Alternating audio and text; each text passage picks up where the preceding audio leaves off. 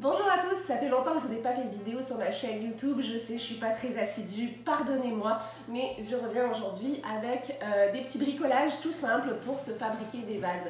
Je crois que mon dernier vidéo c'était aussi des vases. J'aime vraiment ça parce qu'il y a tellement de possibilités pour faire des vases soi-même avec des choses qu'on a à la maison et surtout mon but c'est de vous montrer des vases tellement simples à faire, vous avez quasiment pas besoin d'outils et vous pouvez les personnaliser comme vous voulez. Alors, je suis sûre que vous ne devinez pas qu'est-ce qu'on va utiliser ici pour faire un vase.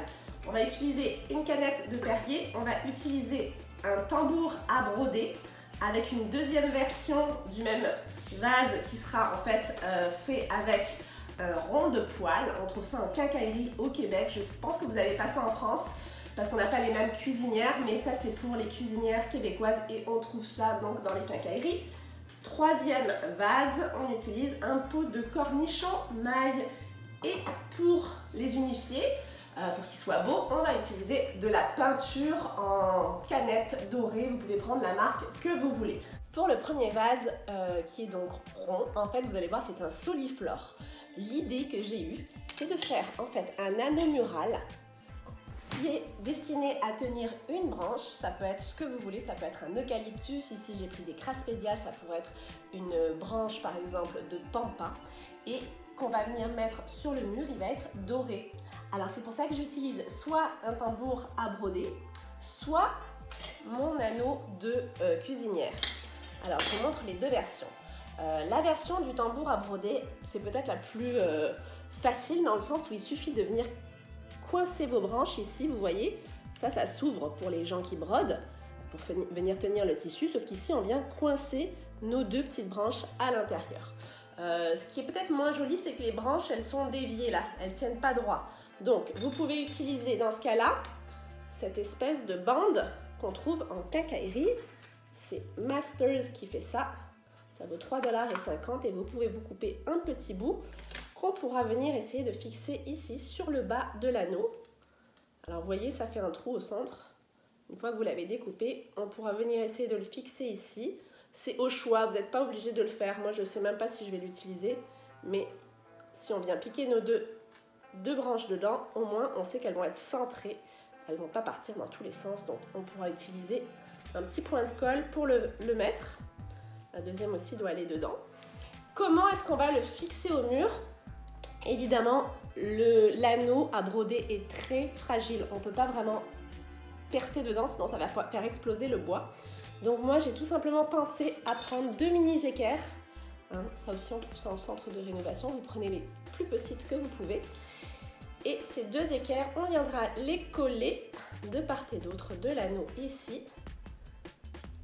Et quand le tout sera bombé en doré, et bien voilà, on aura notre attache murale pour notre soliflore. Ça c'est la première version. La pulvérisation, le secret c'est de le faire en plusieurs fois. Moi j'ai fait toutes les choses dorées en même temps, mais par contre vous laissez sécher entre chaque couche parce que évidemment ça coule un peu. Donc la deuxième version, si vous la trouvez, puisque je vous dis, je ne sais pas s'il y en a ailleurs qu'au Québec, ces fameux ronds de poêle, la façon dont ils sont faits, regardez, il y a déjà en arrière un anneau métallique, il y a un trou sur le dessus, un trou sur le dessous, donc finalement quasiment on peut presque déjà venir mettre une branche. Il y a même le petit trou en dessous pour qu'elle tienne. Alors vous voyez là on est mort de rire, notre branche elle est directement dans l'anneau. Mon rond est peint, j'ai glissé les fleurs à l'intérieur et maintenant vous demandez comment je vais le faire tenir au mur. Moi j'aime beaucoup utiliser les bandes adhésives commande, donc en fait j'en ai pris une que j'ai découpé en petites lanières ici et que je suis venue coller à l'arrière de mon cadre.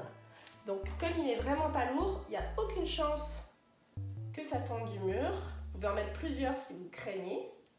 Donc j'ai plus qu'à décoller ici en arrière et à le placer tout droit là où je souhaite le mettre, peut-être comme ça. Voilà.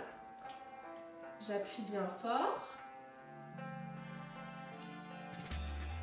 Et ça tient. Voilà. Légère modification pour le tambour à broder, j'ai mis un palmito. Alors voilà, il est serré dans le tambour à broder. J'ai enlevé les petits collants 3M que j'ai mis en arrière. et je suis prête à le coller.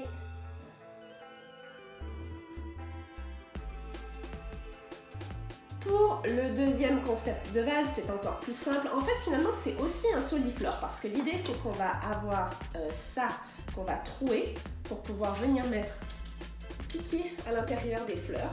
Cette fois-ci, on pourra mettre de l'eau dans le fond, hein, puisque c'est un vrai petit vase, mais il va y avoir quelques trous pour venir piquer quelques fleurs.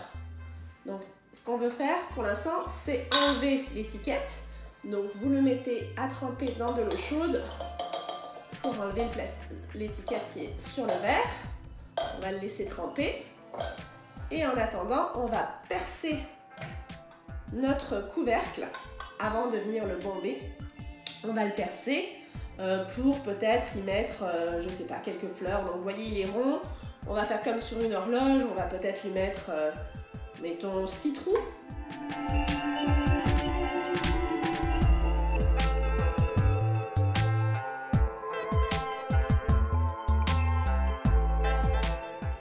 Dernier vase, on utilise une petite canette de Perrier. Vous cherchez en fait une canette qui soit petite, fine et ronde. L'idée, c'est qu'on va venir la placer sur une planchette.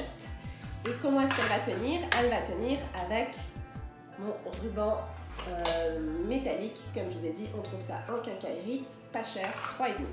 Donc on va devoir entourer notre canette comme ça. Et vous voyez, il y a des trous dans le ruban.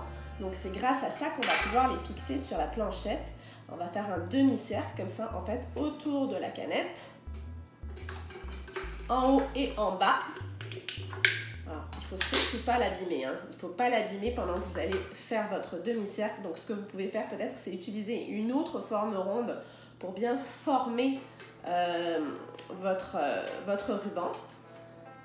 Et on va en faire deux. On va en mettre une sur le dessus et une en dessous.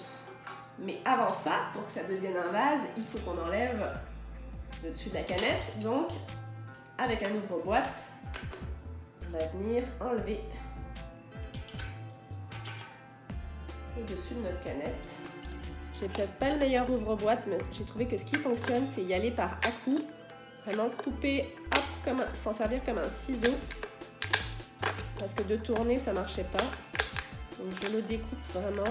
Regardez, le métal est tellement mou que vous pouvez même couper avec un ciseau. Je découvre en même temps que vous le DIY. Donc comme ça, vous pouvez bien arrondir le dessus de votre vase. Si vous avez des petits bouts qui ne vous plaisent pas, ben, coupez plus bas au ciseau. Ça se fait quand même assez bien. Et vous revenez mettre une couche après. La planchette que vous allez utiliser, peignez-la de la couleur que vous voulez. C'est sûr qu'avec du doré, moi j'aime bien du noir ou du blanc. Ça tombe bien, il me reste un échantillon de blanc. Finalement, je dois quand même faire quelques petites retouches au pinceau. J'avais un petit pot de peinture dorée ici. Premièrement pour cacher les vis. Et quand même, il y a quelques petits endroits, ça a un peu arraché la peinture. Donc j'en profite pour cacher ça. Voilà, je cache les vis.